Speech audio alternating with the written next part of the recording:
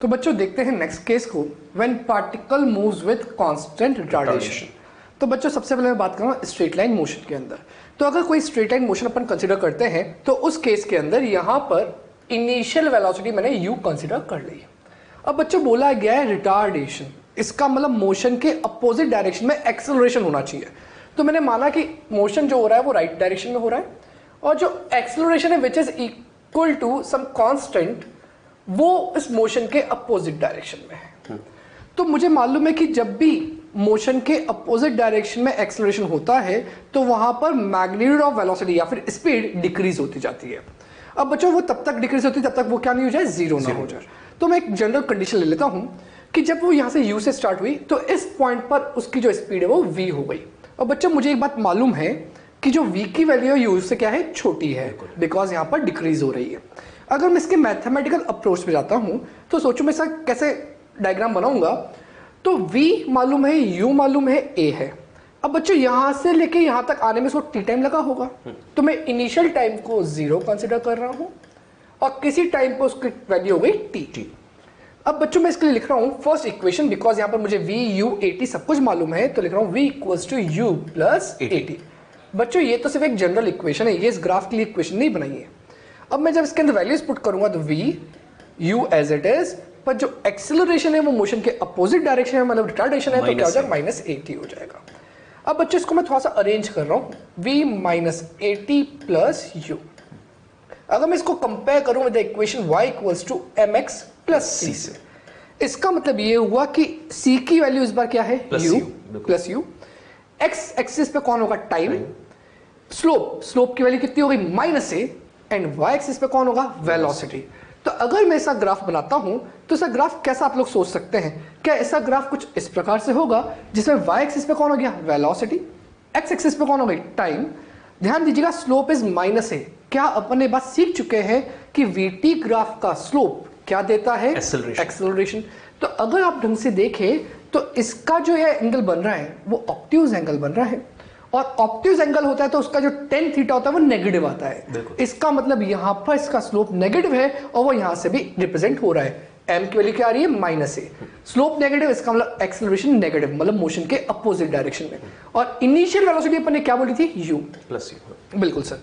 तो ये जो c की वैल्यू है ये आपका इंटरसेप्ट है और ये आपको क्या बता रहा है, u। अब थोड़ा सा आप ग्राफिकल उस चीज को समझ लेते हैं।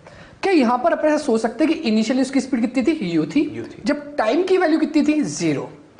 उसके बाद जैसे ही उसके ऊपर नेगेटिव एक्सेलरेशन लगा या फिर रिटार्डेशन लगा तो क्या धीरे धीरे उसकी स्पीड क्या होती जा रही है, कम होती जा रही है। तो सोचो पहले u थी, उसके बाद u से थोड़ी सी और कम हो गई, फिर और कम हो गई, फिर और कम हो गई। ऐसे करते करते उसकी स्पीड कम होती जा रही है और कभी ना कभी वो जाके क्या हो जाएगी, 0 हो जाएगी। इसका मतलब इस पॉइंट पर आकर वेलोसिटी की वैल्यू क्या हो गई, वापस 0।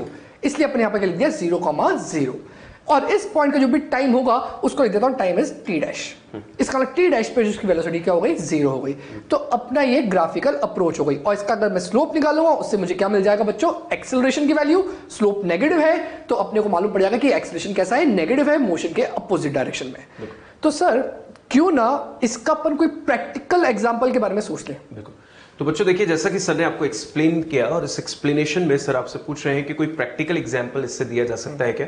तो बिल्कुल बच्चों पॉसिबल है। इस ग्राफ को अगर स्टडी करें तो इसको हम लोग क्या ऐसा बोल सकते हैं कि वेलोसिटी पॉजिटिव डायरेक्शन में डिक्रीज हो रही है। मतलब पार्टिकल पॉजिटिव डायरेक्शन में चलते हुए अपनी वेलोसिटी का मैग्नीट्यूड कम कर रहे हैं। फॉर एग्जाम्पल इनिशियल मान लीजिए वेलोसिटी थी प्लस u, थोड़ी देर बाद जैसे सर ने मार्क किया यहाँ पर हो गई होगी मान लीजिए 2 मान लेते हैं, फिर u/4 मान लेते हैं कुछ भी, और u/8 मान लेते हैं, और फाइनली कितनी हो गई, 0।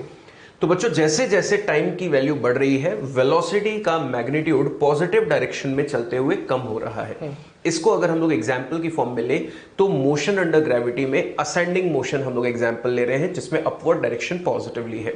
बच्चों देखिए बॉडी को जब ऊपर फेंका तो फेंकते टाइम वेलोसिटी मैंने ले ली +40, 1 सेकेंड बाद +30, 1 सेकंड बाद +20, +10 एंड 0।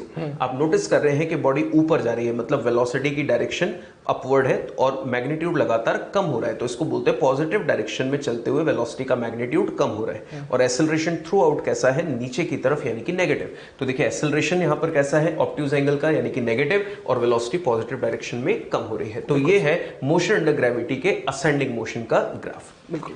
और सर जैसे कि यहाँ पर आपने बताया कि वेलोसिटी का साइन पॉजिटिव है और एक्सेलरेशन नेगेटिव है, ओके तो ये हो गया रिटार्डेशन। पर जैसा कि क्वेश्चन में कहीं भी मेंशन नहीं है कि आप किसको पॉजिटिव लो और किसको नेगेटिव लो, तो अगर मैं इसको रिवर्स कर दूं कि वेलोसिटी तो मैं कर दूं नेगेटिव और एक्सेलरेशन कर दूं पॉजिटिव, तो क्या इस सिचुएशन का भी हम लोग वीटी ग्राफ रिप्रेजेंट कर सकते हैं? बिल्कुल सर, बहुत अच्छी बात पूछी आपने।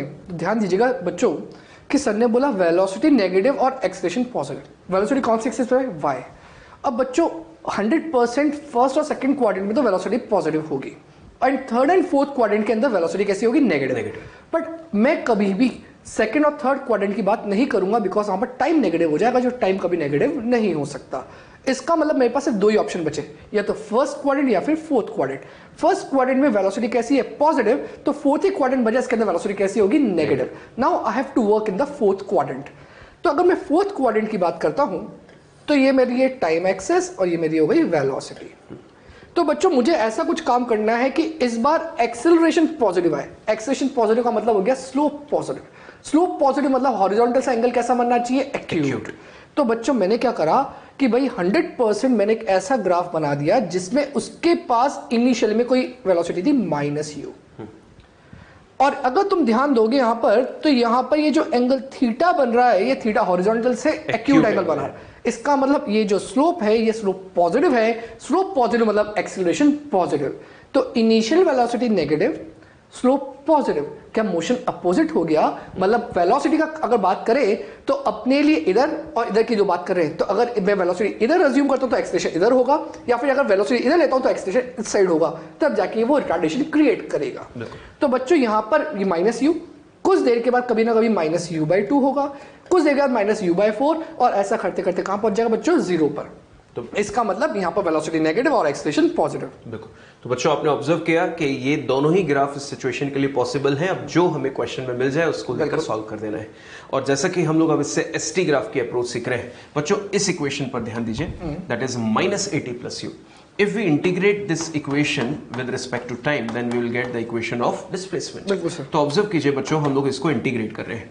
बच्चों -80 का हम लोग क्या कर देंगे? -80² 2। तो ये तो हो गया -1280²। u एक कांस्टेंट है, उसका t के रिस्पेक्ट में क्या हो जाएगा? ut।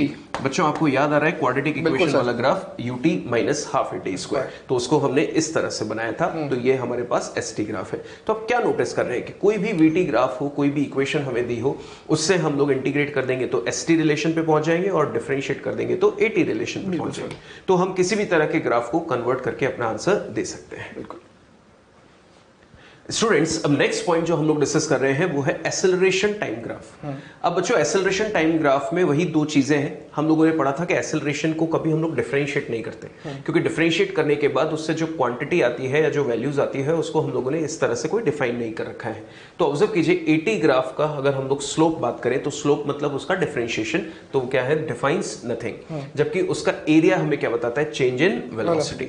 तो बच्चों अब ये भी ग्राफ सिर्फ एक ही साइड काम करेगा और वो होगा एरिया, जबकि इसका स्लोप हमें कैलकुलेट नहीं करना है। तो बच्चों यहाँ पे भी दो सिचुएशंस होंगी जो मेनली हमें देखने को मिलती है पूरे चैप्टर में। थ्रू आउट हमें एक्सेलरेशन या तो 0 मिलेगा या कांस्टेंट मिलेगा, और वेरिएबल अगर हमारे पास आता है तो हम उसके लिए इंटीग्रेशन का यूज कर रहे हैं। बट ग्राफिकल सेंस में बात करें तो हमें मोस्टली दो ही तरह की सिचुएशन दी जाएंगी, या तो कांस्टेंट वेलोसिटी या फिर कांस्टेंट एक्सेलरेशन। ऑब्जर्व कीजिए बच्चों, when particle moves with constant velocity, तो कांस्टेंट वेलोसिटी सुनते ही याद आ गया एक्सेलरेशन 0, मतलब टाइम कितना भी क्यों ना चेंज हो जाए, एक्सेलरेशन की वैल्यू हमेशा 0 बनी रहेगी।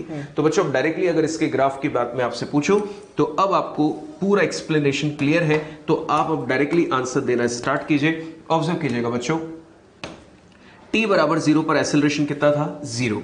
t इक्वल टू 1 सेकंड पे acceleration 0, t equal to 2 second पे एक्सेलरेशन 0, 3 सेकंड पे acceleration 0। Whatever is the time instant, acceleration की वैल्यू हमेशा 0 होगी। तो आप नोटिस कर रहे हैं बच्चों कि ये ग्राफ क्या होगा? टाइम एक्सेस पे ओवरलैप करेगा। तो इस तरह का ग्राफ आएगा कब? जब हमें 80 ग्राफ पूछा गया है, किस चीज के लिए? Constant velocity. तो फेयरली हम लोगों ने बच्चों यहां पर मार्क भी कर रखा हुआ है कि ये 80 ग्राफ है एंड ओवरलैप कर रहा है किस पे? टाइम एक्सेस पे। तो बड़ी आसान चीज हम लोगों ने बात की, और इसी को अगर कन्वर्जन कर दे तो बच्चों कांस्टेंट वेलोसिटी का वीटी ग्राफ आपको पता है ये था, और कांस्टेंट वेलोसिटी का एक्सटी ग्राफ हमने बनाया था, तो वो कुछ इस तरह का था। तो हम लोग हल्के हल कन्वर्जन करके भी इस क्वेश्चन को सॉल्व कर सकते हैं। बिल्कुल सर। नेक्स्ट है when particle moves with constant acceleration. पहले वाला पार्ट क्या था, कांस्टेंट वेलोसिटी, मतलब वहां पर एक्सेलरेशन 0 था, पर यहाँ पर एक्सेलरेशन कैसा है, कांस्टेंट है। एक्सेलरेशन कांस्टेंट का मतलब इतना सा है कि जो भी उसका डायरेक्शन होगा, चाहे पॉजिटिव या नेगेटिव, वो वैल्यू हमेशा कांस्टेंट रहनी चाहिए। टाइम कितना भी इंक्रीज हो जाए उस वैल्यू में कोई चेंज नहीं आएगा। इसका मतलब अगर मैं उसका डायरेक्टली ग्राफ की बात करूं तो क्या उस केस के अंदर ये अपना टाइम और यहां पर हो गया एक्सेलरेशन, तो बच्चों अगर यहां पर इस पॉइंट पर एक्सेलरेशन की वैल्यू 5 मीटर पर सेकंड स्क्वायर है, तो टाइम 0 पर भी 5 है, टाइम 1 सेकंड पर भी 5 ही रहेगी, टाइम 2 सेकंड पे भी 5 रहेगी, टाइम 3 सेकंड पे भी 5 रहेगी। इसका मतलब वो थ्रू आउट द टाइम हमेशा कितना रहेगा, 5 मीटर पर second square in the same direction. इसका मतलब इसका जो ग्राफ बनेगा वो स्ट्रेट लाइन ग्राफ बन जाएगा। तो यहां पर बच्चों एक्सेलरेशन कैसा हो गया, कांस्टेंट हो गया। अगर एक्सेलरेशन कांस्टेंट, तो आपसे एक छोटी सी बात पूछ रहा हूं, क्या स्पीड चेंज हो रही है या नहीं हो रही, हो रही है। अगर स्पीड चेंज हो रही है तो इससे यहां पर अपन इतना सा सिग्निफिकेंस निकाल सकते हैं कि जो टाइम एक्सिस के साथ इसका जो एरिया आएगा, मान लो बच्चों मैंने यहां पर t1 टाइम तक के लिए बात कर ली, तो इसका जो एरिया आया वो एरिया किसके बराबर होगा, v final minus v initial, which is also equal to delta v। इसका मतलब इसका जो एरिया होगा वो डेल्टा v देगा। और बच्चों क्वेश्चन में आपको जरूर पढ़ना है कि इनिशियल वेलोसिटी क्या दे रखी है और उसके बाद ही आपको फाइनल वेलोसिटी फाइंड आउट करनी है या फिर वाइस वर्सा। तो बच्चों अब इसके बाद मैं बात कर रहा हूं इसके मैथमेटिकल अप्रोच की। तो अगर मैं इसकी इक्वेशन को बात करूं तो बच्चों ये इसका फेयर ग्राफ है, तो ध्यान दीजिएगा, क्या यहां पर एक्सेलरेशन की कोई भी वैल्यू कांस्टेंट वैल्यू है, उसको a नॉट मान लिया, पर क्या टाइम के साथ साथ एक्सेलरेशन में कोई चेंज आया, नहीं। इसका मतलब I can say acceleration is proportional to t की पावर 0। अगर मैं प्रोपोर्शनलिटी हटाता हूं तो ये बन जाएगा a equals to a not into T की पावर 0। टी की पावर 0 क्या होता है बच्चों, 1। इसका मतलब a की वैल्यू हो गई a नॉट। तो ये तो हो गया a नॉट की बात। अब अपने को एक चीज मालूम थी कि अगर एक्सेलरेशन कांस्टेंट है तो I can use equation of motion. अगर मैं इक्वेशन ऑफ मोशन यूज कर सकता हूं तो मैं क्या लिखूंगा बच्चों, ये तो फर्स्ट पार्ट, सेकंड पार्ट की बात कर रहा हूं, v equals to u plus at। अगर आपको ये मेंशन कर रखा है कि इनिशियल वेलोसिटी 0 है तो आप u को क्या कर सकते हो, 0 कर सकते हो। अगर मेंशन नहीं है तब भी आप इस इक्वेशन को एज इट इज यूज करो। यहां पर लिख सकते हो आप v equals to u plus a not t। अब बच्चों क्या इसी को मैं थोड़ा सा मॉडिफाई करके ऐसा लिख देता हूं, v equals to a not t plus u। अब बच्चों ध्यान दीजिएगा, अगर मैं इस पूरे को y equals to mx plus c से कंपेयर करूं तो इस u की वैल्यू नेगेटिव भी हो सकती है, इस u की वैल्यू पॉजिटिव भी हो सकती है। अभी मैं अज्यूम करते हुए बना रहा हूं कि u की वैल्यू कैसी है, पॉजिटिव। तो इसका जो ग्राफ बन जाएगा वो होगा ये टाइम एक्सिस, ये v, इसकी इनिशियल वेलोसिटी u, और यहां से वो कहां तक जाएगा, t टाइम में v पहुंच जाएगा, और इसका जो स्लोप होगा, स्लोप का मतलब हॉरिजॉन्टल एंगल थीटा जो बन रहा है, उस tan थीटा की वैल्यू a नॉट के बराबर होगी। और इससे जस्ट पहले आपको सर ने बताया कि अगर वेलोसिटी यहां पर इंक्रीजिंग है तो वापस यहां से मैं इक्वेशन एक और लिख सकता हूं, s equals to ut plus half at square. वहां पर अगर u 0 कर दूंगा तो s क्या बचेगा, हाफ at स्क्वायर। उससे अपनी जो डिस्प्लेसमेंट की इक्वेशन आएगी वो t स्क्वायर के प्रोपोर्शनल आ जाएगी। इसका मतलब क्या हो जाएगा, पैराबोलिक ग्राफ बन जाएगा। तो इस अकॉर्डिंग अपन ग्राफ्स को कन्वर्ट कर सकते हैं। बिल्कुल। तो स्टूडेंट्स यहां तक हम लोगों ने सीखा VT, ST और AT ग्राफ, जिसको हम लोगों ने डिस्कस किया अपने बेसिक केसेस के लिए जो भी हमको जनरली अपने क्वेश्चंस में गिवन होते हैं। अब बच्चों हम लोग इन ग्राफ्स को कैसे अप्लाई करते हैं अपने क्वेश्चंस में, उस पर डिस्कशन करेंगे। तो सबसे पहला क्वेश्चन बच्चों हम लोग जो ले रहे हैं वो इस बात पर कि कोई भी ग्राफ दिया है तो उसको एनालाइज कैसे करेंगे। सो स्टूडेंट्स आप ऑब्जर्व कर रहे हैं कि यहां पर हमारे सामने VT ग्राफ है और VT ग्राफ में कुछ पार्ट्स हम लोगों ने बनाए हुए हैं। देखें, O से A से B से C से D और D से E। और उन सभी पार्ट्स को हमें यहां पर स्टडी करना है। किस तरह से, हमें हर एक पार्ट में डायरेक्शन ऑफ वेलोसिटी बतानी है, हर एक पार्ट में डायरेक्शन ऑफ एक्सेलरेशन बतानी है, और फिर वेलोसिटी और एक्सेलरेशन की साइन ऑब्जर्व करके हमको बताना है कि वहां पे मोशन कैसा हो रहा होगा। इसके पहले बच्चों हम लोग एक और चीज क्लियर करना चाहते हैं कि जब तक ग्राफ अपना टाइम एक्सिस के ऊपर है तो वेलोसिटी का साइन कैसा होगा, पॉजिटिव, जो कि पॉजिटिव डायरेक्शन को रिप्रेजेंट करेगा। और अगर इसी में बात करें कि ग्राफ अगर टाइम एक्सिस के नीचे आ गया तो वेलोसिटी का साइन कैसा हो गया, नेगेटिव, जो हमें उसकी नेगेटिव डायरेक्शन ऑफ मोशन को बताएगा। एक्यूट एंगल की स्लोप हमें एक्सेलरेशन पॉजिटिव बताएगी और ऑब्ट्यूज एंगल की स्लोप हमें एक्सेलरेशन नेगेटिव बताएगी। अब बच्चों यहां पर मैं इस पूरे ग्राफ की बात कर रहा हूं। हम एक एक करके क्वेश्चन जनरेट कर रहे हैं, बिल्कुल थ्योरेटिकल क्वेश्चंस, और आपसे जो पूछेंगे उसका आंसर मेरे साथ आप दीजिए। बिल्कुल सर। बच्चों O से लेकर E तक इंक्लूड करना है, O से लेकर E तक। O से लेकर E तक कितनी बार पार्टिकल की वेलोसिटी 0 है? ओके, 1 2 और 3। आप ऑब्जर्व कीजिए, O से बोला था मैंने, तो O पर भी इनिशियल वेलोसिटी अगर बात करें 0, C पर भी वेलोसिटी 0 और E पर भी वेलोसिटी 0। तो इस पूरे ग्राफ में 3 बार पार्टिकल की वेलोसिटी 0 हुई है। दूसरा क्वेश्चन बच्चों, यहां पर देखकर बताइए कि वो कौन सा पॉइंट है जहां पर पार्टिकल की वेलोसिटी की डायरेक्शन बदली है। ओके, डायरेक्शन वहां बदली जहां वो पॉजिटिव से नेगेटिव हो गया। तो कहां पर हुआ है? सिर्फ इस सी पॉइंट पर। इस सी पॉइंट पे वो पॉजिटिव से नेगेटिव हो गया। बिल्कुल, सी के जस्ट पहले वेलोसिटी पॉजिटिव थी टाइम के ऊपर, और उसके बाद जस्ट नीचे वेलोसिटी नेगेटिव है। बिल्कुल। बच्चों, वो कौन कौन से पार्ट है जहां पर आप नोटिस कर रहे हैं कि एक्सेलरेशन का साइन पॉजिटिव है? अब एक्सेलरेशन का साइन पॉजिटिव मतलब स्लोप पॉजिटिव। तो ध्यान दीजिएगा, क्या यहाँ पर इस OA लाइन का एंगल जो थीटा बन रहा है वो एक्यूट बन रहा है, मतलब स्लोप कैसा? पॉजिटिव। यहाँ पर स्लोप 0 हो गया। यहाँ पर जो इसका स्लोप जा रहा है वो कैसा है? नेगेटिव, बिकॉज एंगल कैसा बन रहा है? ऑब्ट्यूज। यहाँ पर ढंग से देखिए, इस D से E तक क्या इस केस में जो एंगल थीटा बन रहा है वो एक्यूट बन रहा है, तो आपस कैसा? पॉजिटिव। तो क्या क्या आंसर होगा? OA and DE। बिल्कुल।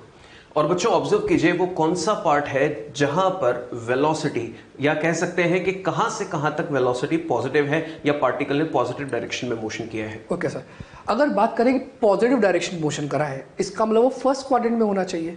तो फर्स्ट क्वाड्रेंट कहां से कहां तक हुआ? O से C तक। क्या O से C तक उसकी वेलोसिटी पॉजिटिव रही? फिर C से E, मतलब ये नीचे वाला पार्ट, यहाँ पर वेलोसिटी नेगेटिव रही। तो ये पॉजिटिव साइड का हो गया और ये नेगेटिव साइड का हो गया। ठीक है, तो स्टूडेंट्स अभी तक हम लोगों ने डिस्कस किया कि कहाँ एक्सेलरेशन पॉजिटिव है, नेगेटिव है, वेलोसिटी पॉजिटिव नेगेटिव, कितनी बार 0, कहाँ डायरेक्शन चेंज हुई। अब हम लोग इंडिविजुअल पार्ट्स को स्टडी करते हैं। तो सबसे पहला पार्ट हम लोग डिस्कस कर रहे हैं, दैट इज OA। बिल्कुल। ऑब्जर्व कीजिए बच्चों, O से A तक अगर हम लोग बात करें तो O से A आप नोटिस कीजिए कि ग्राफ टाइम एक्सिस के ऊपर है। बिल्कुल। और ग्राफ टाइम एक्सिस के ऊपर है तो वेलोसिटी की जो वैल्यूज होंगी वो कैसी होंगी? पॉजिटिव में। तो मैंने लिख दिया डायरेक्शन ऑफ वेलोसिटी कैसी है? पॉजिटिव।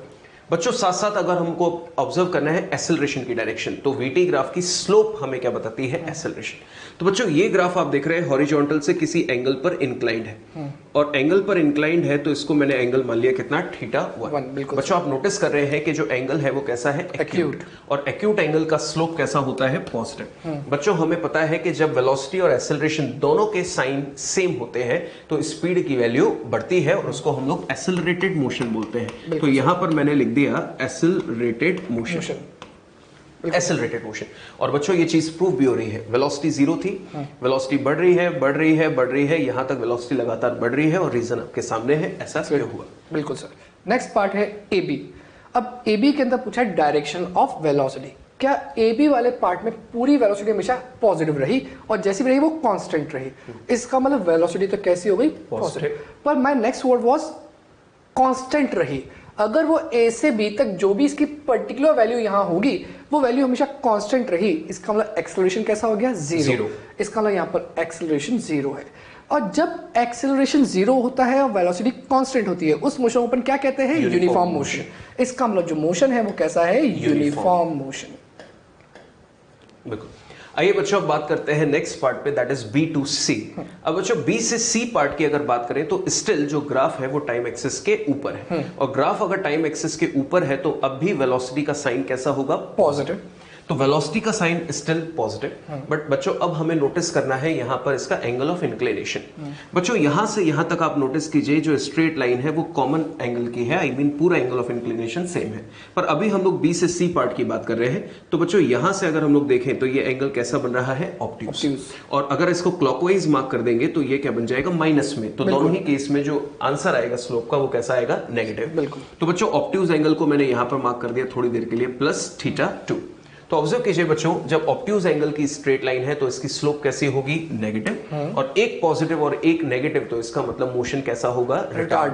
तो यहां पर हम लोग लिख दिया कि यहां पर जो मोशन होगा रिटार्ड। आप ग्राफ में चेक भी कर सकते हैं कि B पॉइंट पर वेलोसिटी की कोई ना कोई वैल्यू थी, और B से C आते हुए वेलोसिटी लगातार कम हो रही है, और C पॉइंट पर वेलोसिटी 0 हो गई। तो वैल्यू के साथ 0 हो गई है, मतलब रिटार्डेशन मोशन। बिल्कुल। नेक्स्ट पार्ट है CD पार्ट में अगर आप ध्यान दें तो इनिशियल वेलोसिटी 0 थी। अब धीरे धीरे वो नेगेटिव डायरेक्शन में उसका मैग्नीट्यूड बढ़ रहा है।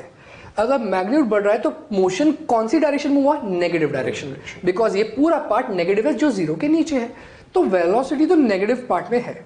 बट बात कर रहे हैं, मैंने बोला स्पीड बढ़ रही है, क्या उसका मैग्नीट्यूड बढ़ रहा है? तो ध्यान दीजिएगा, सर ने आपको कुछ देर पहले एक वर्ड बोला था कि इस पूरी लाइन का स्लोप एक जैसा है। इसका मतलब बी से सी का स्लोप और सी से डी का स्लोप सेम होगा।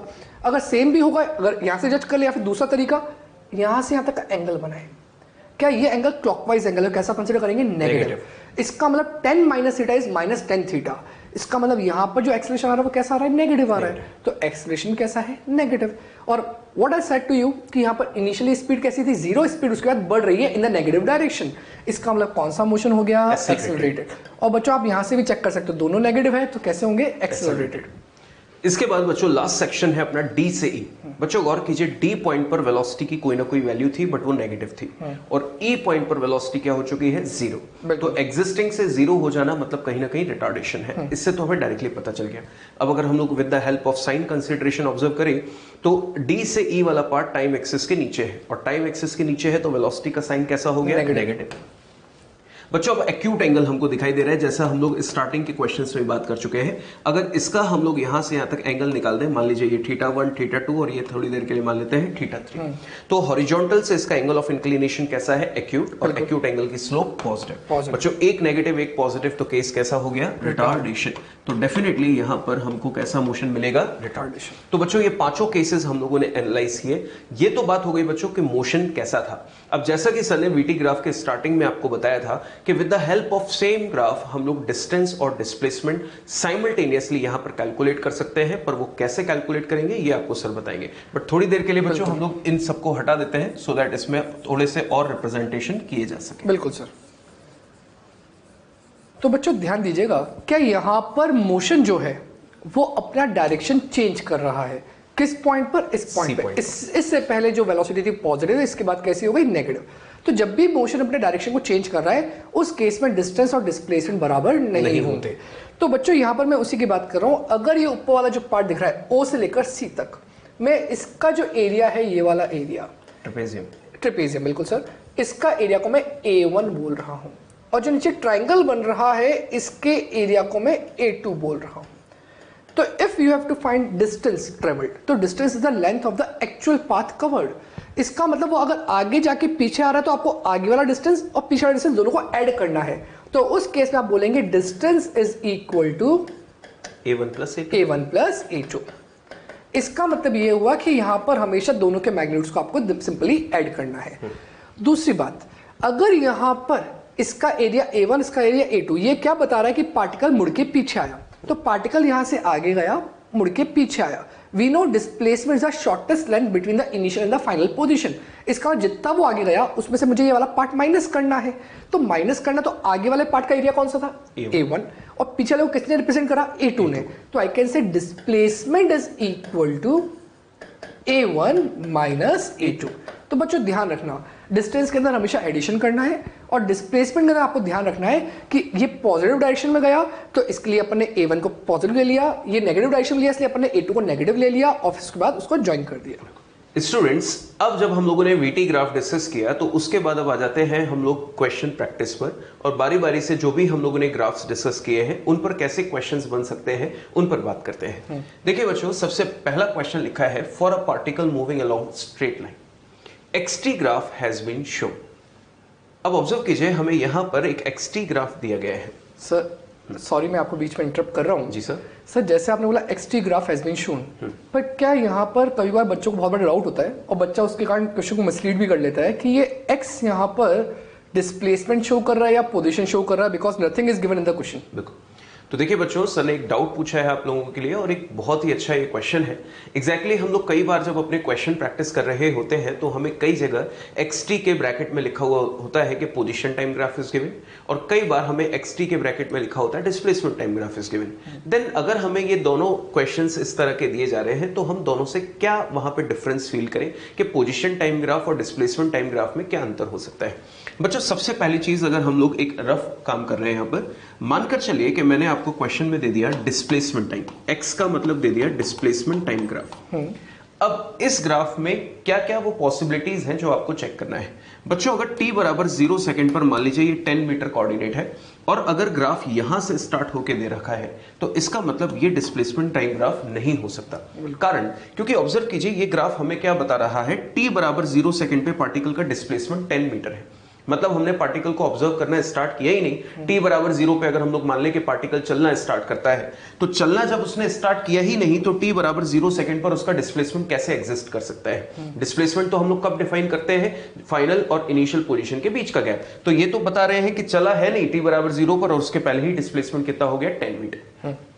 तो ऑलवेज रिमेंबर, जो डिस्प्लेसमेंट ग्राफ होगा वो हमेशा ओरिजिन से स्टार्ट होगा। That means from initial to final position. जो स्ट्रेट लाइन वेक्टर हम लोग खींचते हैं वो डिस्प्लेसमेंट की लेंथ बताता है। तो जब भी हमें डिस्प्लेसमेंट टाइम ग्राफ बच्चों दिया होगा तो ऑलवेज रिमेंबर ये डिस्प्लेसमेंट टाइम हमेशा ओरिजिन से ही स्टार्ट करके दिया जाएगा। सेकेंड थिंग, अब बच्चों बात आती है कि पोजीशन टाइम ग्राफ क्या होता है। तो हम लोग अगर पोजीशन टाइम ग्राफ की बात करें बच्चों, तो पोजीशन टाइम ग्राफ, मान लीजिए ये x और t है ना, और ये मैंने इस बार पोजीशन टाइम ग्राफ की बात की है। तो बच्चों अगर t बराबर 0 सेकंड पर मैं 10 मीटर से इसको स्टार्ट कर दूं और ये पोजीशन टाइम ग्राफ है, तो ये बिल्कुल सही है। ये क्या बता रहा है कि 0 सेकंड पर पार्टिकल की इनिशियल पोजीशन 10 है। तो बिल्कुल पॉसिबल है, ये जरूरी थोड़ी ना है कि हम हमेशा 0 मीटर कोऑर्डिनेट से चलना स्टार्ट करें। कोई पार्टिकल किसी भी कोऑर्डिनेट से चलना स्टार्ट कर सकता है, तो वो क्या कहलाएगी? उसकी initial position, but not the displacement. वो उसकी इनिशियल पोजीशन कहलाएगी। तो अगर पोजीशन टाइम ग्राफ है तो वो कहीं से भी स्टार्ट हो सकता है, ओरिजिन के ऊपर से, ओरिजिन के नीचे से, या ओरिजिन से भी। पर डिस्प्लेसमेंट टाइम ग्राफ जो होगा वो केवल और केवल ओरिजिन से स्टार्ट होगा। तो इन चीजों का अपने को ध्यान रखना है। हालांकि ये वाले पॉइंट जो होंगे हमारी कैलकुलेशन में बहुत ज्यादा यूजफुल नहीं है, बट सिर्फ और सिर्फ एक डाउट जैसा कि आप लोगों को आता है उसके लिए हम लोगों ने यहां पर इसको डिस्कस किया है। अब बच्चों, जैसा कि हम लोग बात कर रहे थे कि एक पार्टिकल स्ट्रेट लाइन पर चल रहा है, उसके लिए एक्सटी ग्राफ हमें दिया गया है, जैसा कि आप ऑब्जर्व कर रहे हैं। अब बच्चों, एक्सटी ग्राफ की स्लोप क्या बताती है? हमें वेलोसिटी, जबकि उसका एरिया हमें कैलकुलेट नहीं करना, इस बात का ध्यान रखें। बिल्कुल सर, कई बार क्या होता है बच्चे इसमें क्या जल्दीबाजी में इस तरह की मिस्टेक कर देते हैं। क्वेश्चन में पड़ा डिस्प्लेसमेंट निकालना है तो एक्सटी ग्राफ का एरिया निकाल देते हैं। तो बच्चों, इस चीज का हमको ध्यान रखना है कि एरिया नहीं निकालना है। ये एक्सटी ग्राफ है, इसके एरिया को हमने डिफाइन नहीं किया है। बिल्कुल। हमें जब भी डिस्प्लेसमेंट निकालना है तो हम क्या करें? सिर्फ और सिर्फ इनिशियल और फाइनल पोजीशन रीड कर ले, अपने आप समझ में आ जाएगा कि हमें डिस्प्लेसमेंट कितना देना है। बिल्कुल। तो ऑब्जर्व कीजिए बच्चों, सबसे पहली चीज हमें पूछा गया है डिस्प्लेसमेंट इन 4 सेकंड। तो हम जब डिस्प्लेसमेंट निकालेंगे बच्चों, तो सबसे पहले x इनिशियल निकाल दीजिए एट t बराबर 0। तो बच्चों नोटिस कीजिए 0 सेकंड पर पार्टिकल का x कोऑर्डिनेट कितना है? 0। 0 सेकंड पर पार्टिकल का x कोऑर्डिनेट 0 है, तो इनिशियल पोजीशन हमें पता चल गई है कितनी? 0। अब बच्चों, अगर हमें x फाइनल निकालना है, कब निकालना है? At t equal to 4 second, जैसा कि हमें इस क्वेश्चन में पूछा गया है। तो बच्चों आंसर दीजिए आप जल्दी से कि 4 सेकंड ये कोऑर्डिनेट है, और 4 सेकंड पे अगर पार्टिकल की पोजीशन देखें तो कितनी नजर आ रही है? -100। तो ऑब्जर्व कीजिए कि t इक्वल टू 4 सेकंड पर हमको वैल्यू मिल गई है -100 मीटर।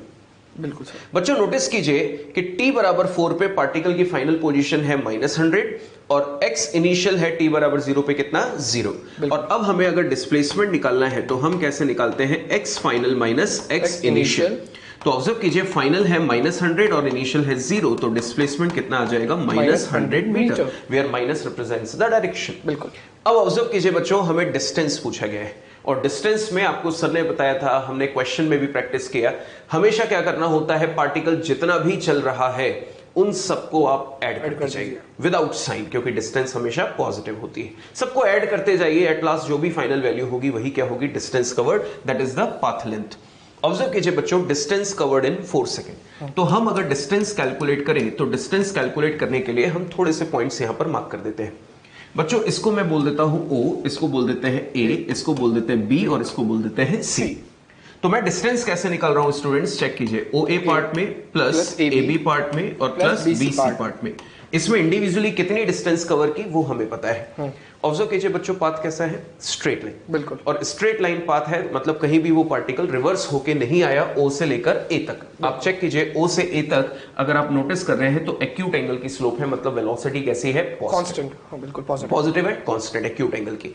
तो बच्चों अगर ये पार्टिकल 0 से 2 सेकंड तक एक ही डायरेक्शन में चला जा रहा है, तो नोटिस कीजिए स्टार्ट किया उसने 0 से और 2 सेकंड बाद उसने खत्म किया 100 पे, तो O से A पार्ट में उसने चला है 100 मीटर। बिल्कुल। अब AB पार्ट को बच्चों चेक कीजिए, अगर हम लोग AB पार्ट की बात करें तो अगेन मैं बच्चों यहां पर ऑब्ट्यूज एंगल है, इसलिए इसको यहां पर मैं क्लॉकवाइज मार्क कर रहा हूं सो दैट अपनी कैलकुलेशन आसान हो जाए। पर क्लॉकवाइज है तो आपको पता होना चाहिए, जैसे ये θ1 है तो इसको अपन क्या नाम देंगे? -θ2। क्योंकि एंगल एक तो चेंज हो गया है और दूसरा ये क्लॉकवाइज मार्क किया है, दैट मींस नेगेटिव स्लोप इसकी आएगी। बिल्कुल। तो बच्चों नेगेटिव स्लोप है, इसका मतलब वेलोसिटी नेगेटिव होगी।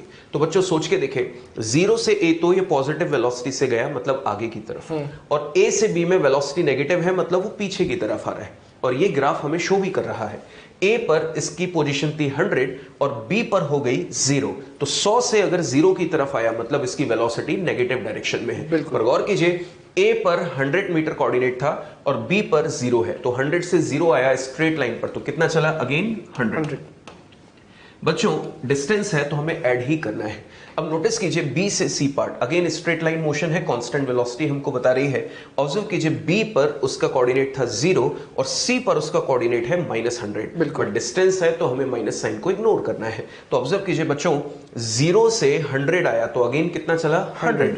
तो ऑब्जर्व कीजिए बच्चों, हमारे पास डिस्टेंस की टोटल वैल्यू आ गई है कितनी? 300 मीटर। सो ऑलवेज रिमेंबर, जब भी हमारे पास xt ग्राफ हो और डिस्प्लेसमेंट और डिस्टेंस निकालना है तो एरिया ना निकाले, वहां पे कोऑर्डिनेट्स को रीड कीजिए और उसकी हेल्प से आप इन दोनों वैल्यूज को कैलकुलेट कर सकते हैं। बिल्कुल सर।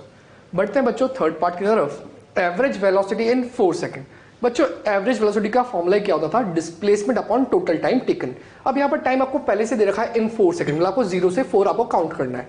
तो 0 से 4 तक जो डिस्प्लेसमेंट हुआ, क्या वो अपन पहले ही फर्स्ट पार्ट में निकाल चुके हैं? उसकी वैल्यू कितनी है? -100। इसका मतलब ये हुआ कि मेरे को एवरेज वेलोसिटी कुछ नहीं करना, -100 डिस्प्लेसमेंट अपॉन टाइम, बस इतना सा कर दो, आपका आंसर आ जाएगा। तो इसको कैसे लिख सकते हैं? मान लीजिए मैं लिख देता हूं यहां पर, average velocity is equal to displacement is -100 divided by time, that is 4. Answer is -25 meter per second. ये तो बच्चों हो गई एवरेज वेलोसिटी की बात। नेक्स्ट पूछा गया velocity at t equal to 3 second. बच्चों t इक्वल टू 3 सेकंड मतलब ये इंस्टेंटेनियस वेलोसिटी की बात हो रही है। और इंस्टेंटेनियस वेलोसिटी कैसे निकलती थी? dx/dt या फिर स्लोप ऑफ xt ग्राफ। और स्लोप कैसे निकालते थे अपन? tan थीटा से, और उसके लिए अपने को आवश्यकता पड़ेगी थीटा की। जैसे आपको सर ने बताया कि यहां पर जो अपन एंगल ले रहे हैं इस पॉइंट 3 पर, यहां देखिए यहां पर क्या लिखा है? t इक्वल टू 3 पर। क्या t इक्वल टू 3 वाला पॉइंट है?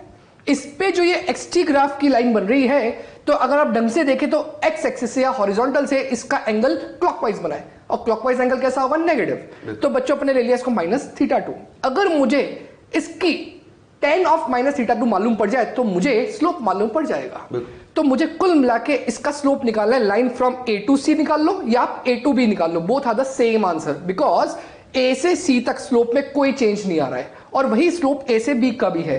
तो 3 वाले इंस्टेंट पर, जब 3 सेकंड वाला इंस्टेंट होगा, उस पे जो वेलोसिटी होगी वही वेलोसिटी यहां पर भी होगी, वही वेलोसिटी यहां पर भी होगी, वही वेलोसिटी यहां पर भी होगी, बिकॉज इसका पूरा कांस्टेंट स्लोप है। तो बच्चों मैं t बराबर 3 सेकंड की बात कर रहा हूं, तो ध्यान दीजिएगा, अगर इस पॉइंट के अबाउट मैं 10 - θ2 लगाता हूं, this is equals to perpendicular upon base. Perpendicular कितना है बच्चों? 100, बिकॉज 100 से 0 दैट इज 100। अब बेस कितना है? 2 से 3 1। तो देखिए मैं कैसे लिख रहा हूं, मैं लिख रहा हूं यहां पर 10 - θ2 is equals to perpendicular which is 100 and time that is base is 1. तो बच्चों यहां से मैं सोचता हूं -10 θ2 is equals to 100। अब बच्चों 10 θ2 क्या है? स्लोप है। स्लोप है। उस स्लोप की वैल्यू क्या होती है? वेलोसिटी, बिकॉज xt ग्राफ का स्लोप वेलोसिटी देता है। तो क्या मैं इसको लिख सकता हूं -v is equals to 100, तो v आ गया -100 मीटर पर सेकेंड। पर बच्चों ये v कौन सा v है? इंस्टेंटेनियस। और कौन से इंस्टेंट पर? t इक्वल टू 3 सेकंड पर।